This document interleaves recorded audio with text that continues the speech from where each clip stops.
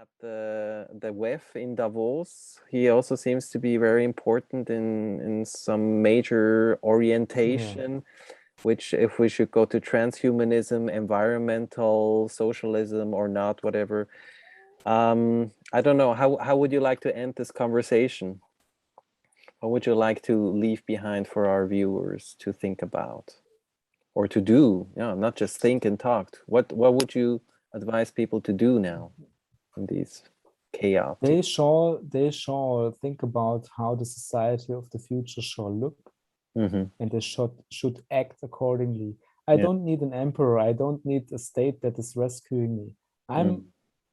I am oriented to liberty or to anarchy, as you are saying this, because anarchy, as far as I know, is coming from anarchony, and archon is the ruler, and anarchon just means without a ruler, without an emperor, without the chancellor, without the president. And we should, to my mind, rather, as I said at the beginning, cultivate virtues.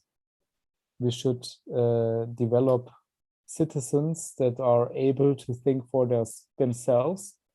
We should be oriented to liberty, and maybe, because if there will remain 7 billion or whatever people on Earth, it is impossible that everybody can talk about anything at any time and at the same place.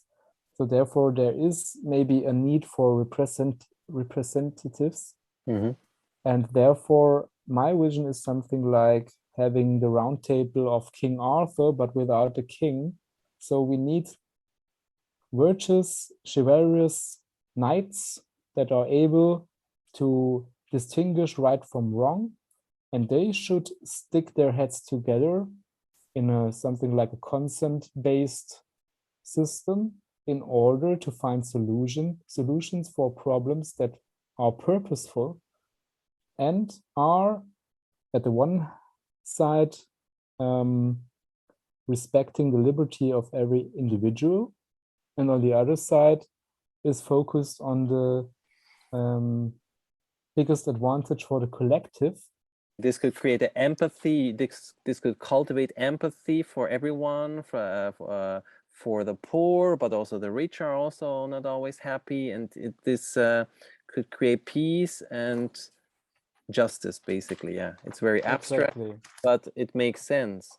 So we looked at different topics. I was also thinking about democracy is also like a round table where there isn't really one ruler, one elite dictating everything. And democracy should work if there weren't now this journalistic marketing, internet propaganda, and I think that we will look at next time. Yeah, we can do this. Our first plan, you remember, was a short marketing thing, but I'm glad that we went first through the topics of history, justice, values, and vision. I think that's really the main thing that everyone should think about, meditate, and have a strong conviction, and then we can fight against evil forces. Exactly, and therefore, what I was talking about at the end is, it is not the only end to look what is the best for the community, and therefore an individual has to suffer. That's not the goal. We have to fulfill both sides of this medal. So, and therefore, it is not necessary that the individual has to restrict himself in order to help the collective.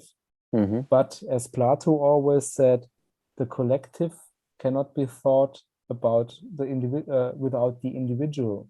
The many cannot be thought of without the one. And therefore there is this interconnectedness. So you have to fulfill both sides. You have to be just to the individual, and you have to take care for what is the best for the collective at the same time.